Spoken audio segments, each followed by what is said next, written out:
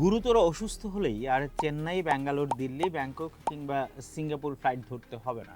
হাজার হাজার কোটি টাকা বিদেশে চলে যাওয়ার বদলে সেই চিকিৎসাই যদি বাংলাদেশের মাটিতে পাওয়া যায়, আর যদি হাসপাতালগুলো সত্যি আন্তর্জাতিক মানের হয়, তাহলে কি ভাঙবে চিকিৎসা খাতের একচেটিয়া ব্যবসা, কমবে কি রুগীদের জিম্মি করার অভিযোগ?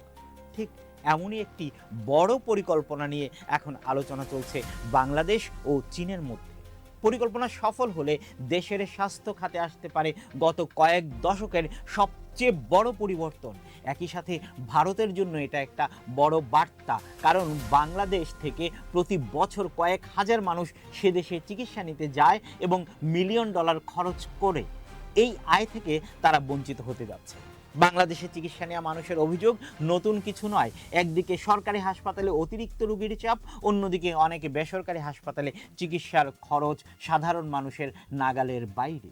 অনেকেই অভিযোগ করেন অপ্রয়োজনীয় পরীক্ষা নিরীক্ষা, অতিরিক্ত বিল এবং নানা ধরনের বাণিজ্যিক চাপ রোগীদের ভোগান্তি আরও বাড়িয়ে দেয়।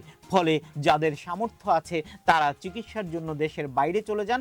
বিশেষ করে ক্যান্সার, কিডনি, লিভার, হার্ট, বন্ধ্যাত্ব সহ জটিল রোগের চিকিৎসার জন্য প্রতি বছর লাখ লাখ বাংলাদেশি বিদেশে যান।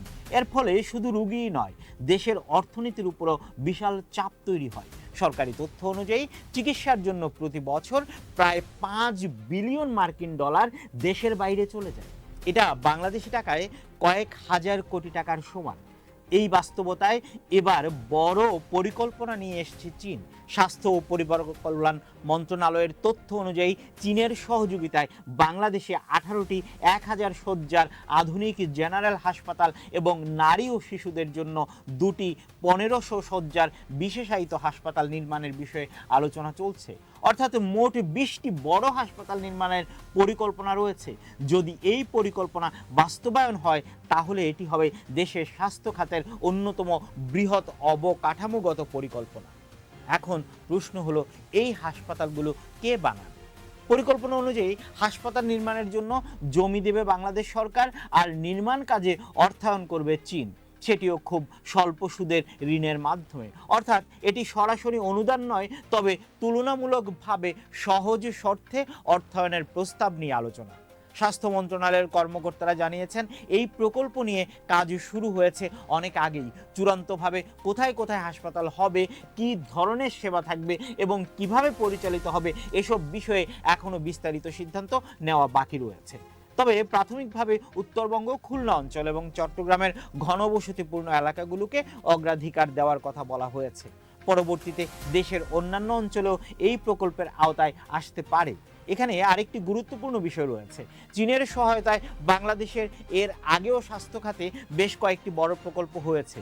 চট্টগ্রামে বাংলাদেশের চায়না ফ্রেন্ডশিপ বার্ন ইউনিট ইতিমধ্যে চিকিৎসা সেবায় গুরুত্বপূর্ণ ভূমিকা রেখেছে। এছাড়া নীলফামারীতে 1000 শয্যার একটি হাসপাতালের নির্মাণ কাজও চলছে। অর্থাৎ এটি সম্পূর্ণ নতুন কোনো সম্পর্ক নয়, বরং আগের সহযোগিতার ধারাবাহিকতায় আরও বড় উদ্যোগ। এখন আসি সবচেয়ে গুরুত্বপূর্ণ প্রশ্নে, এই হাসপাতালগুলো চালু হলে সাধারণ মানুষ কী লাভ পেতে পারে? প্রথমত, জটিল রোগের চিকিৎসার জন্য বিদেশে যাওয়ার প্রয়োজন অনেকটা কমতে পারে। দ্বিতীয়ত, সরকারি হাসপাতালের সক্ষমতা বাড়লে রোগীর চাপ বিভিন্ন প্রতিষ্ঠানে ভাগ হয়ে যাবে। তৃতীয়ত, স্বাস্থ্য খাতে প্রতিযোগিতা বাড়তে পারে। যখন মানসম্মত চিকিৎসা আরও বেশি প্রতিষ্ঠানে পাওয়া যাবে, তখন অতিরিক্ত খরচ বা একচেটিয়া আধিপত্য ধরে রাখা অনেকটা কঠিন হয়ে যাবে। ফলে রোগীরা তুলনামূলকভাবে ভালো সেবা পাওয়ার সুযোগ পেতে পারে। তবে এখানেই গল্প শেষ নয়। বিশেষজ্ঞরা বলছেন, শুধু ভবন তৈরি করলেই স্বাস্থ্য ব্যবস্থার উন্নতি হবে এমনটা ভাবার সুযোগ নেই। একটি আধুনিক হাসপাতালের সবচেয়ে বড় শক্তি ভবন নয়, সেখানে কর্মরত মানুষ।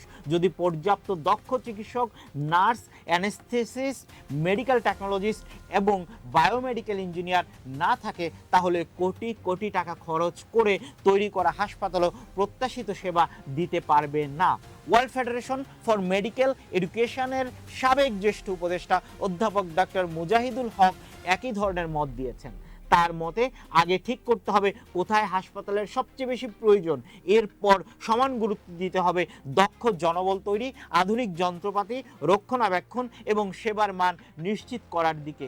কারণ স্বাস্থ্য সেবায় ভবনের চেয়ে বেশি গুরুত্বপূর্ণ হলো সঠিক ব্যবস্থাপনা। আরেকটি বিষয় মাথায় রাখতে হবে, বিদেশি অর্থায়নে বড় প্রকল্প মানেই দীর্ঘমেয়াদে ঋণ পরিশোধের বিষয়টি গুরুত্বের সঙ্গে দেখতে হবে।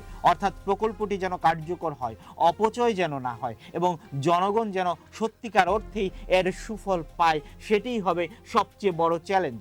সব মিলিয়ে বলা যায় চীনের সহযোগিতায় এই হাসপাতালগুলো বাস্তবে নির্মিত হলে বাংলাদেশের স্বাস্থ্য খাতে একটি বড় পরিবর্তনের সুযোগ তৈরি হতে পারে। দেশের মানুষ আন্তর্জাতিক মানের চিকিৎসা দেশের ভেতরেই পাওয়ার সুযোগ পেতে পারেন।